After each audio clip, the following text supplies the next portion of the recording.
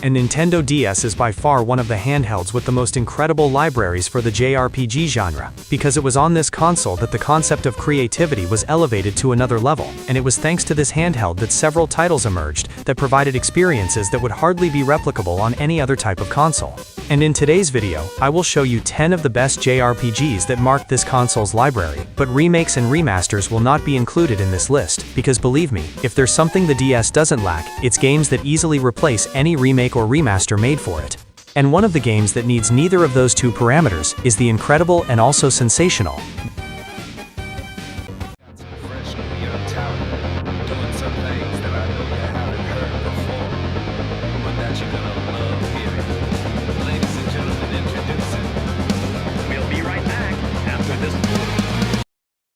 The World Ends With You. The World Ends With You is for me one of the JRPGs that needs no kind of introduction, because its art and also its character design are extremely striking and very memorable. It's true that it mixes the urban atmosphere of the popular Shibuya district, but it has a charisma and aura that is very much its own. I want to give a huge highlight to its incredible soundtrack, because it truly immerses us in the entire atmosphere that The World Ends tries to provide. And the musical value that The World Ends also has a strong symbiosis between the combat system and its narrative. Speaking of narrative, I don't want to give many spoilers, but even though it has this bolder and more stylized look, its narrative touches on extremely sensitive themes, and it does so in an extremely creative way, just like its mechanics. Because if there's something the developers were able to take advantage of, it was the DS's features, controlling the protagonist Nico on the bottom screen, while on the top screen we control his ally. The combat system of The World Ends makes you control two characters simultaneously, and for me, it is by far one of the best action JRPGs, which uses its mechanics and narrative in an intelligent and creative way.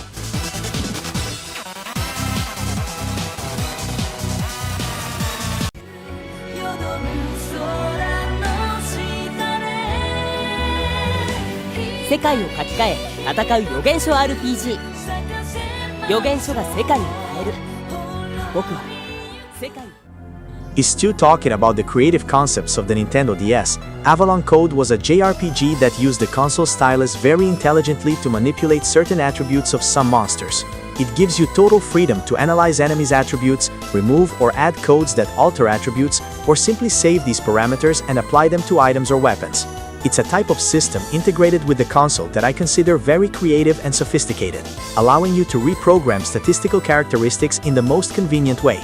It is an action JRPG that falls short of nothing compared to more well-known titles.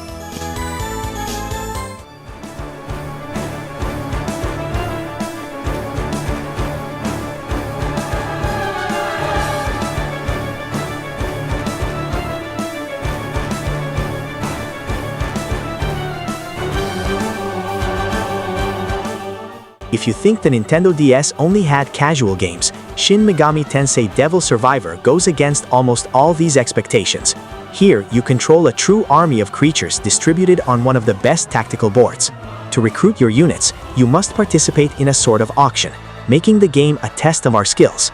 Devil Survivor is one of the most difficult strategy RPGs on the console, and also stands out for its narrative, which presents multiple paths and ideological points of view, a trademark of the Shin Megami Tensei series.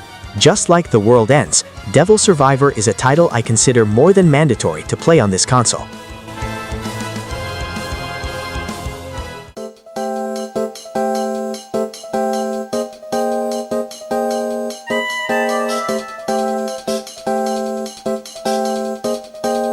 Radiant Historia, as the name itself suggests, is an RPG with a strong emphasis on its story, using the DS's features in a very intelligent way.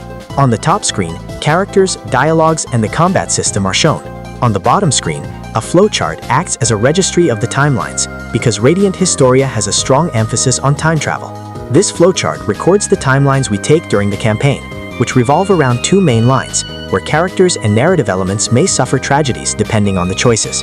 The combat system also stands out for being tactical and allowing uncommon actions compared to other JRPGs. For these reasons, Radiant Historia is almost indispensable for the DS.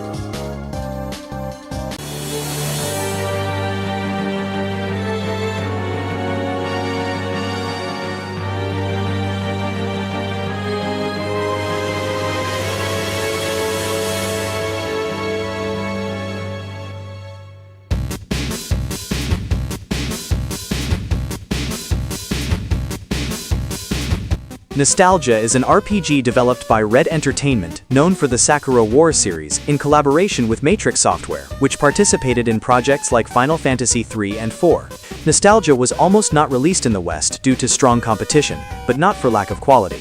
It bets on a grounded and dystopian world, with several references to our own world, creating an experience similar to 16-bit era JRPGs. Its gameplay structure is traditional and reminiscent of games like Dragon Quest, allowing exploration of different nations and adventures.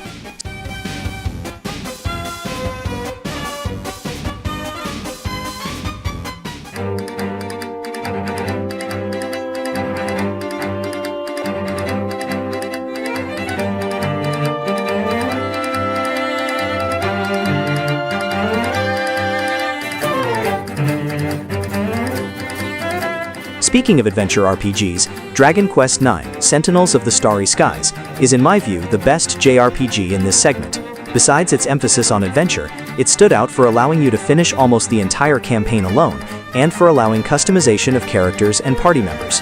Dragon Quest IX was a cultural phenomenon in Japan, allowing exchanges of procedurally generated dungeons.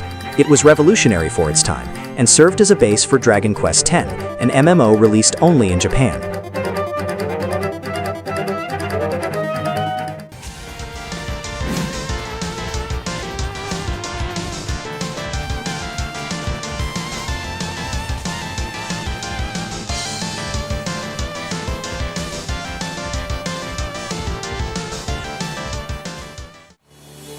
Etrian Odyssey 3, The Drowned City, is a JRPG in the dungeon crawler style that creatively uses the DS's features. Its labyrinthine maps let you draw every point explored, a level design mechanic difficult to replicate on other devices. The game allows full freedom to customize your team, and is one of the most challenging dungeon crawlers on the console.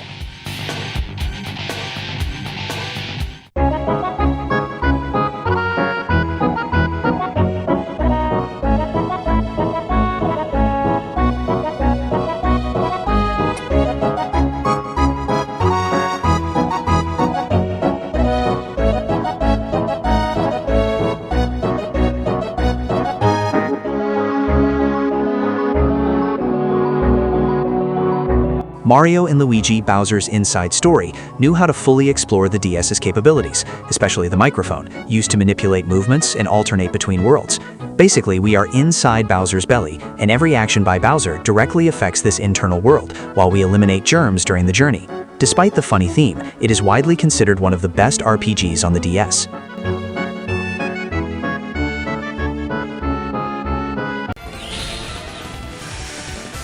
Suffer my pain! Finishing strike!